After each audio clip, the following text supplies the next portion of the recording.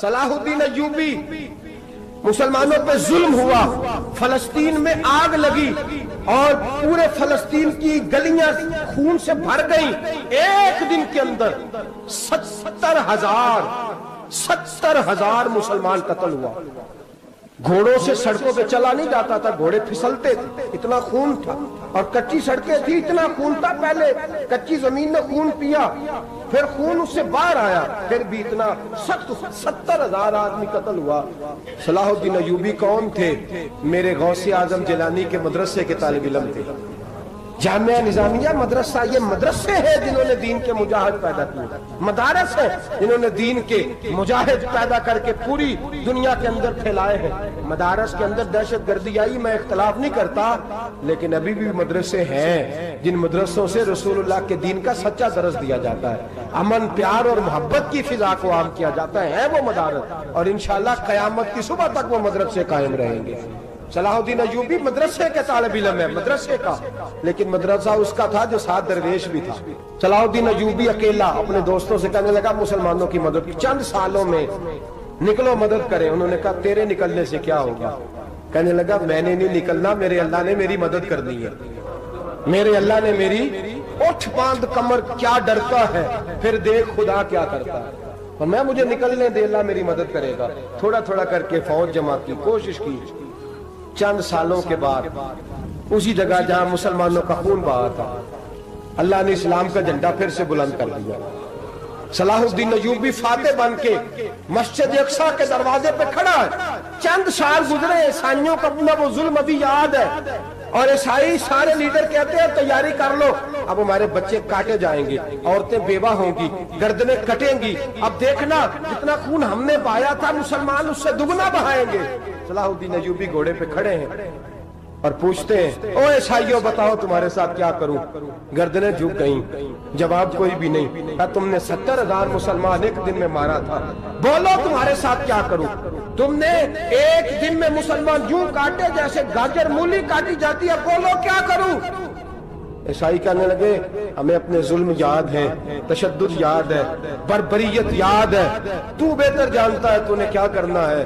صلاح الدین ایوبی گھوڑے پہ فاتح کھڑا ہے، آنکھوں میں آنسو آئے، تڑپ کے رویا، کہنے لگا میں تمہارے ساتھ وہی سلوک کروں گا جو میرے مصطفیٰ نے قریش مکہ کے ساتھ فرمایا تھا، لا تصریب علیک، جاؤ تم پر کوئی زیادتی، جاؤ تم آزاد ہو۔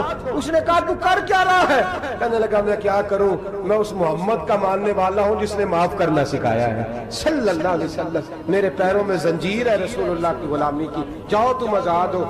اس نے کہا تم آزاد ہو، لوگوں نے کلمہ پڑھنا شروع کر دیا، اشہد ان لا الہ الا اللہ واشہد ان محمدً عبدہ۔ سارے قبیلے کے کچھ نہ کچھ لوگ مسلمان، ایک قبیلہ رہ گیا مسلمان نہیں ہوتا۔ صلاح الدین ایوبی اپنے خیمے میں بیٹھے ہیں تو ایک بی بی آ گئی، اس قبیلے کا کوئی شخص مسلمان نہیں ہوتا۔ بی بی آئی، آگے کہنے لگی میرے 4 بیٹے جنگ میں کھو گئے، چھوٹے چھوٹے بچے جنگ میں کھو گئے، مل نہیں رہے، فوجیوں کو حکم دے مجھے میرے بچے تلاش کر کے دیں۔ صلاح الدین ایوبی نے جھٹ پٹ سر پہ امامہ باندھا، نیزہ پکڑا، سینے بند باندھا، اپنے جبے کو سمیٹا اور باہر کہنے لگی تو کدھر جا رہا ہے؟ کہنے لگا میں خود تیرے بچے تلاش کر کے دوں گا۔ صلاح الدین چند سپاہی ساتھ گلی گلی نکلے، گلی گلی فجر کے نکلے، اثر ہو گئی، تھک گئے، 2 نمازیں صحرا میں پڑھی، جنگل کے اندر پہنچے تو ایک کونے میں 4 بچے ایک جگہ ڈرے اور سہمے ہوئے بیٹھے ملے۔ صلاح الدین ایوبی اٹھا کے لائے، ماں کو کہنے لگے تیرے بچے ہیں، نکلا اس لیے تھا کہ میرے نبی نے فرمایا بچے جدا ہوں تو ماں کو درد بڑا ہوتا ہے، اور میرے رسول نے فرمایا تھا جب جنگ کرنے جاؤ تو کھیت برباد نہ کرنا، فصلیں تباہ نہ کرنا، بچوں کو ماں سے جدا نہ کرنا۔ فرمایا میں سوچ رہا تھا تیرے بچے کہیں میری وجہ سے جدا ہو گئے تو مصطفیٰ کو جواب کیا دینا؟ فرمایا تیرے بچے ڈھونڈ کے لایا ہوں۔ بچے ماں کے پاس آنے لگے تو ماں نے بڑے بیٹے کے منہ پہ تھپڑ مارا، کہتا ہے اماں کیا ہوا؟ کہنے لگے تو نے سنا نہیں کہ دشمن کے بچوں کی اتنی حفاظت کرتا ہے، میرے پاس نہ جا، اس کے قدموں میں بیٹھ جا، جس نبی کے غلام اتنے سچے ہیں وہ نبی کتنا سچا ہوگا۔ جس نبی کے نوکر اتنے کھڑے ہیں وہ نبی کتنا کھڑا ہوگا. جا کے کلمہ پڑھ لے. مسلمانوں کی نا ایک تعداد لڑتے لڑتے دور چلے گئی. تاتاریوں نے قید کر لیا. 4 مسلمان تھے, تبلیغ کرنے گئے, جنگ کرنے گئے, جہاد کرتے کرتے کافروں سے لڑتے تاتاری قوم میں چلے گئے. وہاں قید کر لیے گئے تو سزائے موت کا حکم ہوا. 4 بزرگ تھے. سزائے موت کا حکم ہوا تو تاتاری بادشاہ جو تھا وہ بڑا خلاف تھا, بڑا سخت مخالف تھا مسلمانوں کے. اس نے کہا کہ ان کو جب پھانسی دینا نا مسلمانوں کو تو میرے سامنے دینا. اب 4 عالم ہیں, 4 صوفی ہیں, سفید داڑیاں, سر پہ امامے. پھانسی کا وقت آیا تو جو پھانسی گھاٹ ہے وہ ایک ہے. چاروں کو اکٹھے پھانسی نہیں ہو سکتی. ایک کو کہا کہ ایک ایک کر کے ان کو پھانسی دو. جب پھانسی کا وقت آیا نا تو جو سب سے پیچھے صوفی تھے وہ دوڑ کے آگے آئے, کہنے لگے بادشاہ پہلی باری میری لگا. پہلی. اب بادشاہ نے کہا ٹھیک ہے اسے لٹکا دو. وہ قریب آئے تو دوسرے دوڑ آئے, کہنے لگے نہیں پہلی باری میں نے زیادہ کافر قتل کیے, میرا بڑا جرم ہے, مجھے پہلے سزا دو. ان کو پھانسی دینے لگے تو تیسرے آ گئے, کہنے لگے نہیں یہ تو میرا قتل کرتا تھا, رستے میں بتایا کرتا تھا, ڈھونڈ کے میں بتلاتا تھا کہ یہاں زیادہ تعداد ہے, مجھے پہلے پھانسی دو. تیسرے کے ساتھ بات ہو رہی تھی تو چوتھا دوڑا آیا, کہنے لگا یہ رستے بتاتا تھا, یہ تبلیغ کرتا تھا, یہ سارا کچھ کرتا تھا, لیکن کہا یہ کہتے تھے چلو واپس چلتے ہیں. میں جانے نہیں دیتا تھا, میں کہتا تھا اور کافر مارنے اور علاقے فتح کرنے. میرا جرم بڑا ہے, مجھے پہلے پھانسی دو. بادشاہ کہنے لگا مجھے 35 سال ہو گئے حکومت کرتے, بڑی دنیا کو پھانسی دی ہے. لوگ تو ایک دوسرے کو دھکے دیتے ہیں کہ پہلے تو جا, اور تم کیسی قوم ہو کہ ایک دوسرے پہ قربان ہو رہے ہو. کہنے لگا تم ایک باپ کی اولاد ہو. جاگ رہے آپ لوگ. تاتاری بادشاہ, کافر بادشاہ, اسلام کی مخالفت کر دیں. ایک باپ کی اولاد ہو کا نہیں, ایک قبیلے کے رہنے والے ہو کا نہیں, ایک ملک کے رہنے والے ہو نہیں. اس نے کہا رشتہ کیا ہے تمہارا, رشتہ کیا ہے؟ تو بول کے کہنے لگے خدا ایک ہے, نبی ایک ہے. خدا ایک ہے اور نبی منفرد ایک ہے. اس قوم کی نقصان بھی ایک ہی سب کا نبی. اللہ بھی, قرآن بھی ایک. کیا ہی اچھا تھا ہوتے اگر مسلمان بھی ایک. یوں تو سید بھی ہو, مرزا بھی ہو, افغان بھی ہو, تم سبھی کچھ ہو, بتاؤ کہ مسلمان بھی ہو. فرمایا ہمارا اللہ ایک ہے, نبی ایک ہے. تو کہا پھر ایک دوسرے پہ جان کیوں دیتے ہو؟ فرمایا ہمارے نبی نے ہمیں بھائی بنا دیا ہے. بھائی کا دل نہیں کرتا اس کی آنکھوں کے سامنے بھائی چلا جائے. ہمارا دل نہیں کرتا پہلے مجھے دے. بادشاہ کہنے لگا تمہارا جذبہ مجھے متاثر کر گیا, جاؤ میں تم چاروں کو آزاد کرتا ہوں, تمہیں آزاد کرتا ہوں. میرے دوستو یہ رنگ تھا, دیکھیں نا, یہ اس دھرتی نے نظام دیکھا ہے نا, اس فلک نے پہلی بار دیکھا, اس زمین نے پہلی بار. اور میرے حضرت صاحب فرمایا کرتے تھے زمین تڑپ کے روئی, اس نے پہلی دفعہ دیکھا. احد کا میدان ہے, 3 صحابہ تپتی ہوئی زمین پہ زخموں سے چور چور پڑے ہیں. حضرت انس بن نضر رضی اللہ تعالیٰ عنہ پانی کا پیالہ لے کے پہنچے. ایک زخمی سے کہا تجھے پانی پلانا ہے, تو کہنے لگا میرے زخم تھوڑے ہیں, وہ جو ساتھ پڑا ہے اس کے زخم گہرے ہیں, پہلے اسے پانی پلا دے, جا اسے دے دے. اس کے پاس پہنچے تو وہ کہنے لگا وہ مجھ سے پہلے گرا تھا, اس کا زخم زیادہ گہرا ہے, اسے پانی پلا. تیسرے کے پاس گئے تو کہنے لگا چوتھا تڑپ زیادہ رہا ہے, اس کی عمر زیادہ ہے, میں تو جوان ہوں برداشت کر لوں, بڑھاپے کی وجہ سے نڈھال ہو گیا, پہلے اسے پانی پلا. چوتھا کہنے لگا 5ویں کے پاس جا. 5واں کہنے لگا 6ٹھے کے پاس جا. حضرت انس بن نضر کہتے میں رو پڑا, میں نے کہا محمد کے غلاموں, رسول نے تمہیں کیسا جذبہ دے دیا ہے, زبانیں پیاس سے باہر ہے لیکن تمہاری اخوت مرتے دم تک قائم ہے. کہتے میں 7ویں کے پاس گیا تو کہنے لگا اگر 6 قربانی دے سکتے ہیں تو مجھے خود غرض نہ سمجھ, میں نے نہیں پانی پینا, جا پہلے کے پاس لے جا. کہتے میں پہلے کے پاس آیا تو روح پرواز کر گئی, دوسرے کے پاس آیا تو روح پرواز کر گئی, میں 7ویں تک آیا تو انتقال کر گئے. کہتے ہیں پانی کا پیالہ میں نے اٹھایا اور میں نے زمین پہ رکھا تو میں نے کہا پانی گوا رہنا, محمد کے غلام مر تو جاتے ہیں پر ایک دوسرے کا خیال بڑا رکھا کرتے ہیں, گوا رہنا یہ مر جایا کرتے لیکن ایک دوسرے کا درد. میرے دوستو لٹا ہوا برما, روتے ہوئے مسلمان, سسکیاں اور آہیں لیتی ہوئی مائیں پوچھتی ہیں اے خاصا اے خاصان رسول, وقت دعا ہے, امت پہ تیری آ کے عجب وقت پڑا ہے، وہ دین جو بڑی شان سے نکلا تھا وطن سے، پردیس میں وہ دین آج غریب الغربا ہے۔ فریاد ہے اے کشتی امت کے نگہباں، بیڑا یہ تباہی کے قریب آن لگا ہے۔ اور کیا خوبصورت جملے کہے تھے کہ نبی پاک صلی اللہ علیہ وسلم نے، حضور نے فرمایا تھا میرا مومن ایک جان کی طرح ہوتا ہے، ایک جان کی طرح ہوتا ہے، ایک کو تکلیف ہو جسم کے ایک حصے کو، سارا حصہ پریشان ہوتا ہے۔ فرمایا یہ ایک مکان کی طرح ہے، ایک اینٹ دوسری اینٹ کو مضبوط کرتی ہے۔ فرمایا یہ مضبوط لوگ ہیں، یہ مضبوط لوگ۔ حضرت عمر فاروق کا زمانہ ہے، ایک آدمی نے سیری بھیج دی ایک گھر میں بطور تحفہ، قحط کا زمانہ تھا، گوشت ملتا نہیں تھا، جانور، ایک آدمی نے سیری بھیج دی ایک آدمی کے گھر میں۔ اس نے کیا کیا؟ اس نے اپنی بیوی سے کہا ہماری تو خیر ہے، ساتھ والا پڑوسی زیادہ غریب ہے، ادھر نہ بھیج دے، یہاں گندم امیر شہر کی ہوتی رہی خراب، اور بچی کسی فقیر کی فاقوں سے مر گئی۔ کہا ساتھ والے پڑوسی کے گھر سے میں کئی دنوں سے بھوک کی آوازیں، وہاں بھیج دے۔ اس کے گھر گئی تو اس کی بیوی شوہر کو مشورہ دیتی ہے، کہتی ہے میرے بچے تو دلیر ہے، ساتھ والے کے چھوٹے ہیں، وہ گزارا نہیں، ادھر نہ بھیج دے۔ ادھر گئی۔ ایک روایت ہے 7 گھر، ایک روایت ہے 21 گھر، 21 گھروں میں گھومتی ہوئی وہ سری پھر پہلے کے گھر میں آ گئی، اور پہلا صحابی کہنے لگا صرف تو نے ہی محمد کا کلمہ نہیں پڑھا، باقی 20 نے بھی پڑھا ہوا ہے، صرف تو نے ہی رسول اللہ سے یہ درس نہیں لیا، باقیوں نے بھی لیا ہے، اور صرف تیرے اندر ہی جذبہ اظہار نہیں، تو ہی صرف مسلمانوں سے پیار نہیں کرتی، سارے ہی پیار کرتے ہیں۔ وہ سری پھر آ گئی، اب کیا کرنا ہے؟ اب کیا کرنا ہے؟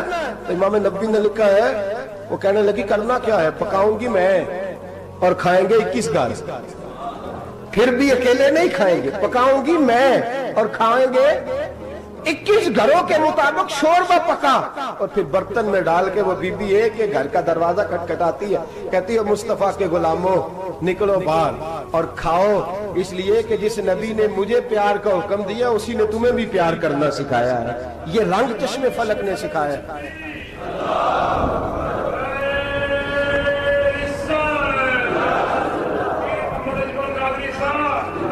آپ کی بڑی مہربانی، زندہ باد وہی ہے جس کو اللہ رسول زندہ باد فرمائے، بڑی مہربانی، اللہ جزا دے۔ بنو قریظہ اور بنو نذیر 2 محلے تھے یہودیوں کے، یہودیوں نے بڑی عہد شکنی کی تو نبی پاک صلی اللہ علیہ وسلم نے ان کو بے دخل کر دیا، مدینے سے نکال دیا، مدینہ منورہ سے۔ یہودی نکل گئے مدینہ طیبہ سے، تو جب وہ نکل کے جا رہے تھے تو ان کے مکان، ان کے باغ، ان کی جائیدادیں بچ گئیں۔ نبی پاک علیہ السلام نے انصار مدینہ کو پہلے بلایا، جاگ رہے ہیں نا آپ لوگ؟ پیسے آتے کسی کو برے لگتے ہیں، اب تو یہ بھی حلال حرام کی تمیز بھی اٹھتی جا رہی ہے، جائیداد، باغ، مال، علاقہ خالی ہوا ہے، وہ چلے گئے اور لوگ تو ڈھونڈتے پھرتے ہیں۔ اللہ خیر فرمائے، شاملار جگہ ملتی نہیں اب شہروں میں، وہ کس کس نے نام کرا لی، کدھر گئی ہے کوئی خبر ہی نہیں، خالی جگہ پڑی ہے۔ میرے نبی پاک علیہ السلام نے پہلے انصار مدینہ کو بلایا، حضور نے فرمایا انصاریوں بہت بڑی جائیدادیں یہودیوں کی، بنو نذیر اور بنو قریظہ محلے خالی ہو گئے، میرا دل کرتا ہے وہ تمہیں دے دوں، اس لیے کہ تم نے اپنے مہاجر بھائیوں کے ساتھ بڑا تعاون کیا، جائیدادیں تم نے دے دی ہیں، مکانات دے دیے ہیں، بڑا کچھ تم نے دیا ہے، میرا دل کرتا ہے وہ تمہارے نام کر دوں۔ تو انصار مدینہ کیا کہنے لگے یا رسول اللہ دے تو ہم نے دیا ہے، پر وہ بیچارے جھچکتے ہی رہتے ہیں، وہ جھچکتے ہی رہتے ہیں، کھول کے ہماری چیزیں استعمال نہیں کرتے۔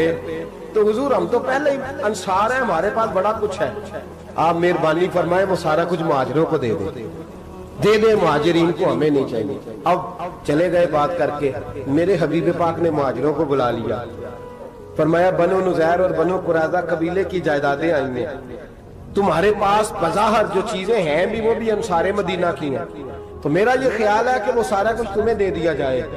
ابو بکر صدیق رضی اللہ تعالیٰ عنہ کہنے لگے یا رسول اللہ صلی اللہ علیہ وسلم ہمارے انصار بھائیوں نے ہمارے لیے دل تک کھول دیے ہیں، حضور انہوں نے ہر چیز بانٹ کے ہمارے سامنے رکھ دی ہے، ہم اتنے خرد غرض ہیں کہ سارا کچھ لپیٹ جائیں۔ کہ حضور ہمارے پاس جو مکان ہے وہ ہے، ہم کاروبار کر رہے ہیں، تجارتیں کر رہے ہیں، مزدوریاں کر رہے ہیں، ہم انشاءاللہ اور بنا دیں گے، آپ یہ ہماری طرف سے ہمارے انصار بھائیوں کو گفٹ کر دیں۔ آپ انہیں دے دیں. میرے حبیب کی آنکھوں میں آنسو آ گئے. میرے نبی پاک علیہ السلام رو پڑے. یا رسول اللہ آپ کیوں روتے ہیں؟ فرمایا تمہارا یہ بھائی چارہ قائم رہا تو اللہ اسلام کو بڑی قوتیں عطا فرمائے گا. اللہ طاقتیں دے گا اسلام کو اگر تمہارا یہ رنگ قائم رہا, یہ انداز. میرے غلاموں تمہارے یہ طور طریقے, ایک بھائی کہتا ہے دوسرے کو, دوسرا کہتا ہے تیسرے کو. عرض یہ کرنے جا رہا تھا کہ رسول کریم صلی اللہ علیہ وسلم نے یہ پیغام دیا امت کو. فرمایا دیکھیں نا کتنے بڑے لفظ ہیں. یہ نہیں فرمایا دوزخ میں جائے گا, یہ نہیں فرمایا کہ اسے جہنم کی سزا ملے گی. میرے نبی نے فرمایا میں اسے مومن مانتا ہی نہیں, میں اسے مسلمان اپنا مانتا ہی نہیں. حضور کسے؟ فرمایا جو پیٹ بھر کے کھاتا ہے اور اس کا ہمسایہ بھوکا سو جاتا ہے. میں مومن ہی نہیں مانتا. سزا تو تب ملے گی نا کہ جب میں کسی سزا کا اعلان کروں. میں مانتا ہی نہیں, وہ میرا ہے ہی نہیں. خود پیٹ بھر کے کھا رہا ہے, ہمسایہ اس کا بھوکا. میں نہیں مانتا انما المؤمنون اخوہ, مومن بھائی بھائی, میں مانتا ہی نہیں اسے. اور میرے حبیب پاک اتنے بڑے لفظ حدیث میں اور کہیں نہیں ملیں گے آپ کو, اتنے بڑے جملے کہیں نہیں ملیں گے. میرے نبی پاک نے فرمایا اللہ کہے گا قیامت کے دن. کون؟ اتنے بڑے لفظ حدیثوں میں ملتے نہیں جتنے یہ ہیں. حضور نے فرمایا رب فرمائے گا بندے سے کہ میں تیرے پڑوس میں بھوکا تھا, تو نے مجھے روٹی کیوں نہیں کھلائی؟ کون کہہ رہا ہے؟ اللہ کہہ, میں بھوکا تھا تو نے روٹی نہیں دی, میں ننگا تھا تو نے کپڑا نہیں دیا, میں پیاسا تھا تو نے پانی نہیں پلایا, میں بیمار تھا تو تیمارداری. یا اللہ نہ تو کھاتا ہے, نہ پیتا ہے, نہ کپڑا پہنتا ہے, نہ تو بیمار ہوتا ہے. لا تاخذہ سنۃ ولا نوم, تجھے بیماری آتی نہیں, اونگ نیند نہیں آتی. میرے مالک تو میرے پڑوس میں تھا. حضور فرماتے ہیں رب فرمائے گا وہ جو بندہ تیرے پڑوس میں بھوکا تھا تو بندہ تو میرا ہی تھا نا. وہ جو بندہ تیرے پڑوس میں ننگا تھا تو بندہ تو میرا ہی تھا نا. وہ جو تیرے پڑوس میں پیاسا تڑپتا رہا تو وہ میرا ہی بندہ تھا. تو دوائی لینے جائے تو بڑے اسپتال میں اور اس بیچارے کو 20 روپے پرچی کے بھی میسر نہ آئے تو میرا ہی بندہ تھا. میرے دوست خیال کر اور یاد رکھ, یہ جو ہمسائے ممالک میں ظلم ہوتے ہیں, زیادتیاں ہوتی ہیں. ہمارے گھر کا پنکھا اچھا چلتا ہے, ہم جلوس اس وقت نکالتے ہیں جب ہماری لائٹ بند ہوتی ہے. ہم جلوس اس وقت نکالتے ہیں جب ہمارا ایسا جو ہمیں تنگ کرتا ہے. ہم اس وقت درد محسوس کرتے ہیں جب ہمارے گھر تک آگ آ جاتی ہے. یہ جو باہر آگ جل رہی ہے یہ تیرے گھر بھی آ سکتی ہے. یہ جو باہر فساد ہو رہا ہے یہ تیرے دروازے تک آ سکتا ہے. میرے رسول پاک نے ایک جان, مسلمان کو ایک جان قرار دیا. مجھے بتائیے انگلی کو کٹ لگ جائے, مسلمان ایک جان ہے نا, انگلی کو لگ جائے کٹ, دماغ کہتا ہے میں نے نہیں سوچنا اس کے بارے میں نے اس کے درد کو محسوس ہی نہیں کرنا. انگلی کی درد ہے, انگلی جانے, اس کا کام جانے. ایسے ہی ہوتا ہے نا. بولے پیروں سے کہتے ہیں, انگلی کہتی ہے چل ڈاکٹر کے پاس, پیر کہتے ہیں نہیں میں نے نہیں جانا, انگلی کا کام ہے انگلی جائے. ایسے ہی ہے نا.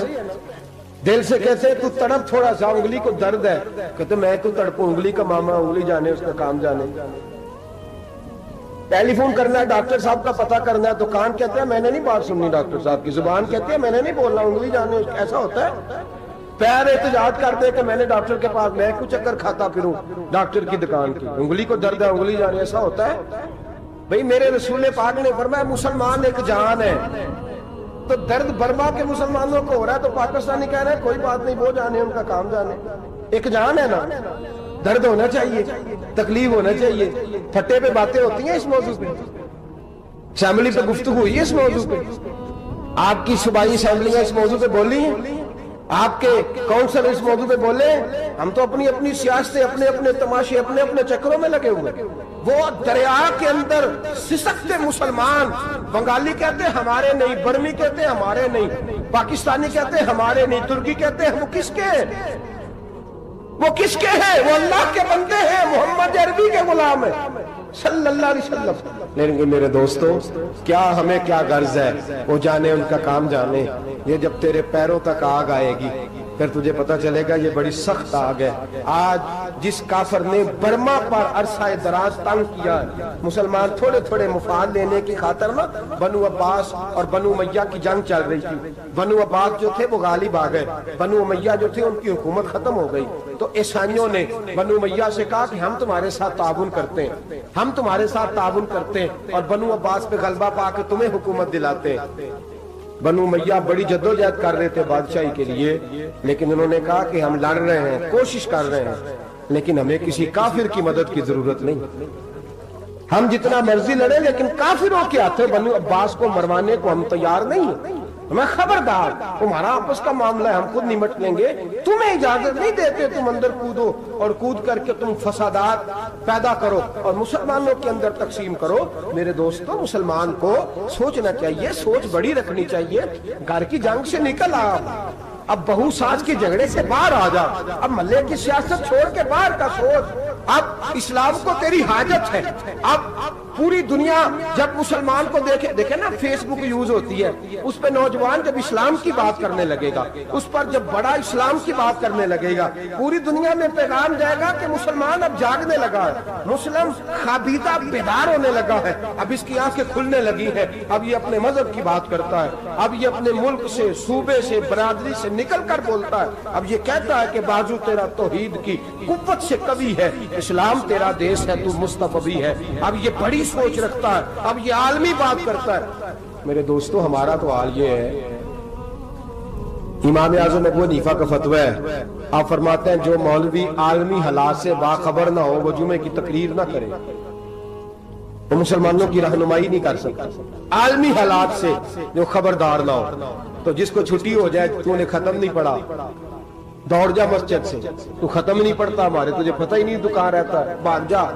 وہ عالمی حالات پہ بات کرے گا، کیونکہ بیچارے کو تو پتہ ہے میری سویرے چھٹی ہو جانی. سیاست کا لفظ چھیڑا نہیں تو میں گیا نہیں. یاد رکھے، وہ جو بیداری ہے، وہ جو اعلیٰ ظرفی ہے، وہ جو بڑی سوچ ہے، وہ جو ملت کی سوچ، وہ جو قومیت کی سوچ ہے، وہ جو آگے بڑھنے کا زاویہ ہے، وہ تو اندر. اقبال کہتے ہیں گلا تو گھونٹ دیا اہل مدرسہ نے تیرا، گلا تو گھونٹ دیا اہل مدرسہ نے تیرا. تجھے تو مدرسے والوں نے پلیٹ پکڑا دیا ہے کہ جا سویرے لنگر کٹھا کر کے لا اور دوپہر کو روٹیاں مانگ کے لا اور دیکھ آج مرا کون ہے، ختم کس کا پڑھنا ہے. تو گلا تو گھونٹ دیا اہل مدرسہ نے تیرا. اب کہاں سے آئے گی صدا لا الہ الا اللہ. تو گھونٹ دیا تیرا گلا، تو کیسے بڑی بات کرے گا؟ بڑی بات کے لیے بڑی سوچ چاہیے، بڑی تگودو چاہیے، بڑی کوشش چاہیے، بڑا حوصلہ چاہیے. مسلمان چھوٹی چھوٹی لڑائی میں، چھوٹی چھوٹی جنگ میں، ایک دکاندار دوسرے دکاندار سے لڑ رہا ہے، گلی والا دوسری گلی والی سے لڑ رہا ہے، محلے والا محلوں پہ اعتراض. ایک شہر میں رہنے والے میں نے دوسرے محلے پہ اعتراض کرتے دیکھے. یقین کریں، ایک شہر میں رہنے والے، علاقے میں بسنے والے کہتے ہیں بھائی توبہ ہے، اس محلے تو اللہ ہی بچائے. لا حول ولا قوت. وہ جو تقسیم در تقسیم کی سوچ ہے، اس نے چھوٹے چھوٹے ٹکڑوں میں مسلمانوں کو بانٹ دیا ہے. چھوٹی چھوٹی تقسیم ہے، چھوٹا چھوٹا ہمارا مزاج ہے، چھوٹی سوچ ہے. بڑی سوچ کی بات سنیے. صلاح الدین ایوبی، جاگ رہے ہیں نا آپ لوگ؟ تو آخنا حضرت صاحب ایڈی وڈی گل چھیڑ چھڑی ہے، یہ مطلب ہی کون نہیں. کنے برما جانا ہے تو کنے مدد کرنی ہے. میں تو بھائی فریضہ سر انجام دے رہا ہوں. میرے نبی نے فرمایا برائی کو یا ہاتھ سے بدل، ہاتھ سے نہیں بدل سکتا تو زبان سے تو بولنا. تو میں معذور ہوں، کمزور آدمی ہوں، ہاتھ سے بدلنے کی طاقت نہیں رکھتا، تو دوسرے درجے پہ تو مجھے عمل کرنے دو نا. اثر کرے نہ کرے سن تو لے میری فریاد، نہیں ہے داد کا طالب یہ بندہ آزاد. رونے تو دو، تڑپنے تو دو، آہیں تو بہانے دو، سسکیاں تو لینے دو، مار کھائیے تو تڑپنے تو دو. وہ قرآن پاک برما میں پابندی لگی ہے تو میں یہاں سوچنے لگا ہوں کہ وہاں تو پابندی لگی ہے، یہاں پہلے لوگ کوئی نہیں پڑھی. معاذ اللہ تعالیٰ حالات دن پہ دن مسلمانوں کے لیے ایک ایک کر کے. افغانستان میں جو آگ لگی تھی، پھر وہ عراق میں بھی لگی، پھر وہ لیبیا میں بھی لگی، پھر وہ مصر میں بھی لگی، پھر وہ یمن میں بھی لگی. سعودی عرب میں دھماکے ہوئے، میرا دل تڑپا ہے، مجھے پریشانی ہوئی. میں بچے پاس تھے، میں بڑا ڈسٹرب ہوا. میں نے کہا یار یہ ہمارا سب کا اجماعی عقیدت کا مرکز ہے. ہم کم از کم 1000 اختلاف کے باوجود کہا کرتے تھے کہ عرب میں امن ہے یار، وہاں سکون ہے، وہاں دکانیں کھلی چھوڑ کے لوگ چلے جاتے ہیں. وہاں بھی فساد ہونے لگا، وہاں بھی آگ بڑھ گئی ہے. لیکن ہم صرف چھوٹی چھوٹی کر کے جب آگ بجھانے کی کوشش کریں گے، اس وقت آگ نہیں بجھے گی. جب ہر آدمی اپنے پیالے میں پانی لے کے آئے گا، ہر شخص اپنے گھر کی نل چلائے گا، ہر شخص نلکا چلائے گا اور پانی نکال کے یہ آگ بجھائے گا، تب یہ آگ بجھے گی. ہر آدمی کو کردار، سوچ بڑی کریں، نظریہ بڑا کریں، ملت کی بات کریں، مسلمان ہو کے سوچیں، مسلمان ہو کے سوچیں. خدا را نکلے یہ گھر کے جھگڑوں سے، تھوڑی دیر کے لیے اپنے آپ کو بڑا کریں، بڑی سوچ آپ بنائیں. جب دوستیاں لگائیں، یارانے لگائیں، کہ چھوٹے موٹے حساب سے بچیں. بابا بلے شاہ صاحب فرماتے کورے ورک کتاب نہیں ہوندے، ਕੋਰੇ ਵਰਗ ਕਿਤਾਬ ਨਹੀਂ ਹੁੰਦੇ, ਪੱਥਰ ਦਿਲ ਗੁਲਾਬ ਨਹੀਂ ਹੁੰਦੇ। ਉਹ ਬੁੱਲਿਆ ਯਾਰੀ ਸੋਚ ਕੇ ਲਾਈ, ਯਾਰਾਂ ਨਾਲ ਹਿਸਾਬ ਨਹੀਂ ਹੁੰਦੇ। پھر ذرا نکلے اس حساب کتاب سے باہر، بلیا یاری سوچ کے لائیں، یارہ نال صاحب نہیں ہوندے۔ پھر ذرا بڑا ذہن کرے، چھوڑے اپنے صاحب یبصرون علی انفسہم وَلَنَبْلُوَنَّکُمْ بِشَیْءٍ مِنَ الْخَوْفِ وَالْجُوعِ وَنَقْصٍ مِنَ الْأَمْوَالِ وَالْأَنفُسِ وَالثَّمَرَاتِ۔ پھر حساب کتاب سے نکلے، پھر امام علی مقام کی طرح یہ سوچ بنائے کہ حسین کے بچے چلے جائیں تو کوئی حرج نہیں، امت پر آنچ نہیں آنی چاہیے۔ ایک امام علی مقام، کل تک امام میدان میں کھڑے تھے تو اکیلے تھے، لیکن آج پوری دنیا کہتی ہے حسین ہمارا ہے، حسین ہمارا ہے۔ آج نظریہ امام علی مقام زندہ ہے، تو اکیلا ہے تو کھڑا ہو، یہ نہ کہا کر چھوٹی سی مسجد ہے، ایک کونا کا کھڑکاوا، مولانا تقریر کر رہے ہیں تو کیا بنے گا؟ ایک آواز کہیں سے گونجا کرتی ہے، پھر اس میں تاثیر میرا اللہ پیدا فرما دیا کرتا ہے، پھر اس کے اندر قوت میرا رب پیدا فرما دیا کرتا ہے، پھر اللہ اس میں تاثیر پیدا کر کے چار دانگ عالم میں پھیلا دیا کرتا ہے۔ جب آپ نماز پڑھ رہے ہوتے ہیں، جب آپ کا مصلی آباد ہوتا ہے، صلاح الدین ایوبی ایک بزرگ سے ملاقات ہو گئی، بیت المقدس پر قبضہ تھا عیسائیوں کا، تو صلاح الدین بڑے پریشان تھے۔ وہ بابا جی کہنے لگے پتر کیا ہوا؟ کہنے لگے حضور پتہ چلا ہے دشمن کے 2 بحری بیڑے اسلحہ لے کے آ رہے ہیں، مسلمان پہلے ہی کمزور ہیں، اور اب اگر 2 بحری بیڑے اور آ گئے تو حضور مسئلہ بن جائے گا۔ تو میں پریشان ہوں کہ کس طرح یہ کم مسئلے والی ہماری فوج ہے کیسے مقابلہ کرے گی؟ تو بابا جی کہنے لگے پتر اس طرح کرنا، آج رات تو بھی دعا کرنا اور میں بھی کروں گا، تو بھی دعا کرنا، آپ ناراض نہ ہونا، ہم تو پیروں والے ہیں، ہم تو پیروں کے نوکر غلام ہیں، ہمارا تو گزارا ہی نہیں، ہمیں تو ملتا ہے سارا کچھ وہاں سے۔ پر میرا سوال یہ ہے کہ تعویذ لینے جاتے ہو، نفل کیوں نہیں پڑھتے؟ رات اللہ اللہ کیوں نہیں کرتے؟ یہ بھی تو ہمارے بزرگوں کا ہی طریقہ ہے، انہوں نے تو ہمیں سکھایا ہے۔ صلاح الدین ایوبی سے بزرگوں نے کہا کہ رات آج نا اللہ اللہ کرنا، تو میں تیرے لیے دعا کروں گا، تو بھی دعا کرنا۔ تو بندہ جب دکھی ہوتا ہے تو سجدہ کرتا ہے، تو پھر ہی تو مصلی بھیگ جاتا ہے، پھر ہی تو مزہ آتا ہے۔ سکھی بندہ تو کعبے جا کے نہیں روتا، دکھی تھے، تکلیف تھی، تو سر رکھا سجدے میں تو تڑپ گئے۔ اور وہ بابا جی کہتے ہیں میں مسجد آیا تو صلاح الدین چیخے مار کے رو رہا تھا اور کہہ رہا تھا مالک میں کوئی اپنی شان کے لیے تو نہیں نہ لڑ رہا، اللہ کو میں کوئی قبضوں کے لیے تو نہیں لڑ رہا، مالک تیرے لیے لڑ رہا ہوں، مجھے بے آبرو نہ کرنا، میری مدد فرمانا۔ کہتے ہیں میں آیا تھا کہ مسجد میں دعا کروں گا، پر صلاح الدین ایوبی کو روتے دیکھا تو میں لوٹ گیا۔ تو سویرے صلاح الدین ملے تو بڑے خوش تھے، میں نے کہا پتر کیا ہوا؟ کہنے لگے حضور وہ بحری بیڑے 2 آ رہے تھے نا اسلحہ لے کے، دونوں ڈوب گئے پانی میں ڈوب گئے۔ تو بابا جی کہنے لگے صلاح الدین وہ پانی میں نہیں ڈوبے، وہ تیرے آنسوؤں میں ڈوب گئے، وہ غرق ہو گئے، وہ جو تو نے مصلی بات کیا تو وہ تیرے آنسوؤں میں ڈوب گئے، وہ غرق ہو گئے، وہ تباہ، اتنے قیمتی تھے تیرے آنسو کے، بہا لے گئے دشمن کے بحری بیڑوں کو۔ میرے بھائی ٹھیک ہو گیا جی، میرے عزیز سمجھ لیں اس بات کو ہمیشہ کے لیے، اور اس پر غور کر لیں اچھے طریقے سے کہ میرے رسول کریم سید عالم صلی اللہ علیہ وسلم نے نا ہماری توجہ دلائی، حضور نے ہمیں بتلایا، ہمارا ذوق بڑھایا عبادت کی طرف۔ ایک صحابی تھے حضرت ابو فاطمہ رضی اللہ تعالیٰ عنہ، یہ ترمذی شریف کی حدیث ہے، نبی پاک علیہ السلام نے فرمایا ابو فاطمہ قیامت کے دن مجھ سے جلدی ملنا چاہتے ہو کہ دیر کے ساتھ؟ تو کہنے لگے حضور کون ہوگا جو دیر سے ملنا چاہے، ہم نے تو جان دے دی وعدہ دیدار پر۔ اعلیٰ حضرت فرماتے ہیں جان دے دی وعدہ اور نقد اپنا دام ہو ہی جائے گا۔ مجھے لگتا ہے کہ یہ سودا نقد و نقد ہو جانا ہے، چونکہ ہم نے جان دے دی وعدہ دیدار پر۔ آپ نے وعدہ کیا تھا کہ مریں گے تو پھر زیارت ہوگی، تو مر گئے ہم زیارت کی خاطر۔ جان دے دی وعدہ دیدار پر تو نقد اپنا دام ہو ہی جائے گا۔ اے رضا ہر کام کا ایک وقت ہے، دل کو بھی آرام ہو ہی جائے گا۔ تو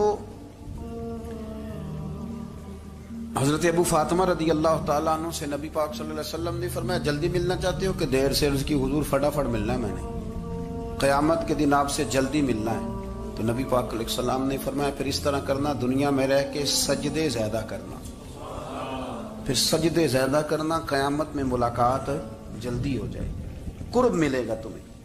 اپنے بچوں کے اندر دیکھیں نا، ہم شوق پیدا کرتے ہیں، ہمیں صحیح لفظ نہیں بولنے آتے ہیں، پر ہم بچوں میں شوق پیدا کرتے ہیں کہ پتر ڈاکٹر بن جائے گا تو بڑا نفع کرے گا، تو لوگوں کی خدمت کرے گا، ملک و ملت کی خدمت کرے گا، تیرے ابا کا نام روشن ہوگا، تیرے دادا کی تعریفیں ہوں گی. ہم یہ ذوق پیدا کرتے ہیں.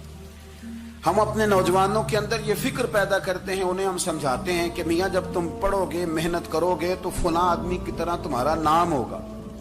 یہ جتنا ذوق ہم بچوں کے اندر ان چیزوں کا پیدا کرتے ہیں، ہمیں حکم ہے کسی طرح ہم ذوق پیدا کریں کہ پتر نماز پڑھے گا تو اللہ راضی ہو جائے گا، تو سجدہ کرے گا. دیکھیں نا میرے رسول کریم علیہ السلام نے فرمایا 7 سال کے بچے کو مسجد لے کے جاؤ، یعنی اسے شوق دلاؤ، اس کے اندر یہ خاصیت پیدا کرو کہ اس کا دل کرے مسجد میں جانے کو، اس کے اندر یہ خصوصیات لاؤ کہ وہ ہمارے ہاں نا ہر چیز کو پروموٹ کیا جا رہا ہے، ہر چیز کو یعنی سر سنگیت سکھانے کے لیے اکیڈمیاں بن گئی ہیں، ہر شے پروموٹ ہو رہی ہے.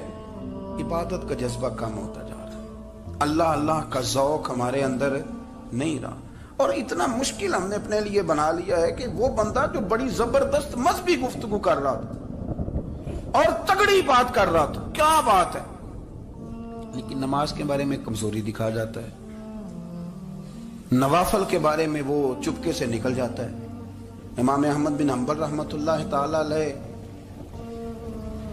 مسند امام احمد بن حنبل 14 جلدوں میں ہے مارکیٹ میں، اور مجھے تو خیر پسند ہی بڑی ہے، میں نے کئی دفعہ پڑھی ہے. اور کیا بات ہے امام احمد بن حنبل، کیسے تگڑے قسم کے محدث تھے اور اللہ نے کتنا انہیں اعزاز عطا فرمایا ہوا. یہ کوڑے بھی کھاتے تھے دین کی خاطر، سارا کرتا لہو سے بھر بھی جایا کرتا تھا. بڑا اعزاز والا شخص تھے، بڑے اعزاز والے.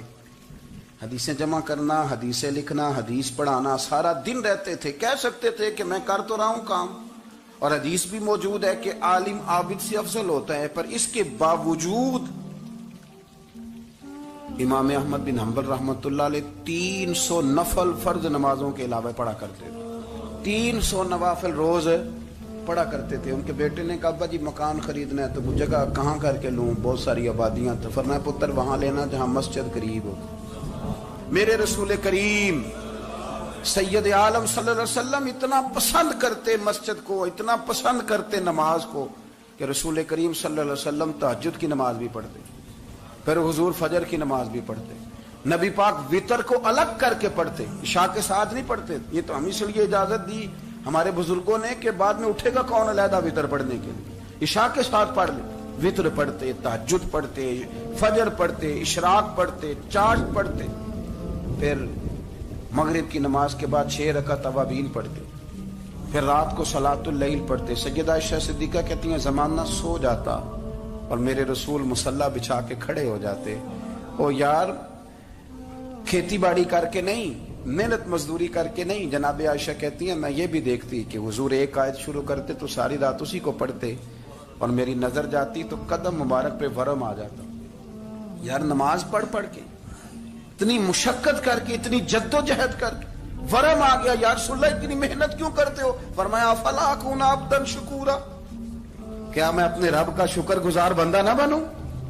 صحابہ کا ذوق عبادتوں کا، ریاضتوں کا، تلاوتوں کا، طبیعت ہے ان کی. وہ ایک دوسرے کو، حضرت مولا علی شیر خدا کرم اللہ تعالی وجہہ الکریم کے زمانے میں روم کے بادشاہ نے کہا یار یہ مسلمانوں کا پتہ تو کرو، یہ آخر کیوں اتنے زیادہ مجاہد ہیں. اس زمانے میں جاسوس بھیجنے کا مزاج تھا، اب تو جاسوس پکڑا جاتا ہے، اب تو جاسوس، اور جاسوسی کا شوق ویسے آج بھی ہے.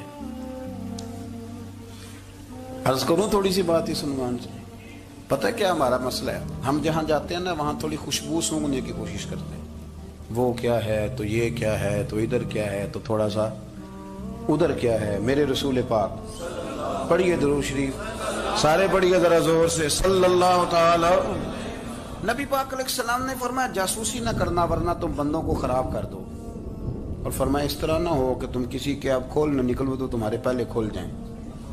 یہ جو ذوق ہے نا یہ ختم کریں، چھوڑیں. مطلب آپ کس چکر میں پڑے ہوئے ہیں؟ اتنی زیادہ توجہ کرنے کی کیا ضرورت ہے؟ کام سے کام رکھیں، اس میں بندہ تھوڑا سا نا آسان رہتا ہے. یہ جو بہت زیادہ ٹٹولنے والے لوگ ہوتے ہیں نا وہ بےچارے پھر عمر ٹٹولتے ہی گزار دیتے ہیں. اس لیے کہ مزاج ہی بہت پکا ہے، گوری کا منہ کھول کے اندر تک ہاتھ ڈالنا، تو پھر کئی دفعہ سامنے سے بچھو بھی لڑ جاتا، خرابی ہوتی۔ تو جاسوسی کی جاتی تھی، اس نے بھی جاسوس بھیجے، کیونکہ قبیلوں کے لوگ تھے، کچھ مسلم کچھ کافر، پہچانے نہیں جاتے تھے لوگ، تو کچھ لوگ اس نے بھیجے، انہوں نے آ کے نا تحقیق کی،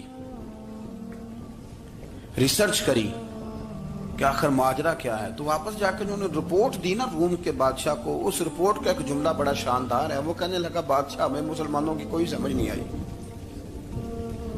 ہمیں کوئی سمجھ نہیں آئی۔ انہوں نے کہا کیوں نہیں سمجھ آئی؟ کہنے لگے یار عجیب بندے ہیں، جب رات مسلح پہ بیٹھتے ہیں تو یوں لگتا ہے ان کا دنیا سے رشتہ ہی کوئی نہیں، کوئی کسی کو نہیں جانتا، کوئی اپنے دکھ سنا کے رو رہا ہے، کوئی اپنی بات کر کے رو رہا ہے، لگتا ہے کہ ان کا کوئی رشتہ ہے ہی نہیں جب مسلح پہ بیٹھتے ہیں۔ اور فرمایا جب سویرے یہ جہاد کرنے نکلتے ہیں تو لگتا ہے ان سے زیادہ دلیر ہی کوئی نہیں۔ حالانکہ جو مسلحوں پہ رونے دھونے کے لوگ ہوتے ہیں وہ کئی دفعہ جہاد میں کام نہیں کرتے، لیکن عجیب لوگ ہیں کہ رات کے راہب ہیں، دن کے مجاہد ہیں، کوئی سمجھ نہیں آتی۔ میرے عزیز، ان لوگوں نے مسلح آباد کر کے رکھا، تلاوتیں ان کا ذوق رہی، منظر روز پڑھنا، اسباق پڑھنا، وظائف پڑھنا، یہ ان کا ذوق رہا۔ اعلیٰ حضرت بریلوی رحمت اللہ نے 1000 کتاب لکھی ہے، لیکن الوظیفۃ الکریمہ کے نام سے جو وہ صبح و شام وظائف پڑھتے تھے وہ الگ انہوں نے ان کو بیان کیا، پابندی کے ساتھ اپنی اللہ اللہ کرتے۔ شیخ شہاب الدین سہروردی رحمت اللہ علیہ، اس پر ایک بندے نے اعتراض کیا، اس نے کہا جی آپ کس قسم کے صوفی ہیں، مرید بیٹھے ہیں اور آپ وہاں نفل پڑھ رہے ہیں؟ یہ بھی بڑا مسئلہ ہوتا ہے نا، جو بندہ ملنے آتا ہے وہ اپنے ٹائم کے حساب سے آتا ہے، اور پھر اس کا یہ بھی خیال ہوتا ہے کہ پیر صاحب جو ہیں وہ چونکہ درویش ہیں تو نہ انہیں روٹی کھانی چاہیے نہ سونا چاہیے، چونکہ وہ درویش ہیں، اور ہم چونکہ درویشوں کے ماننے والے ہیں، لہذا ہمارا یہ طریقہ ہونا چاہیے کہ جیسے ہم کہیں درویش ویسے ہی کر جائے۔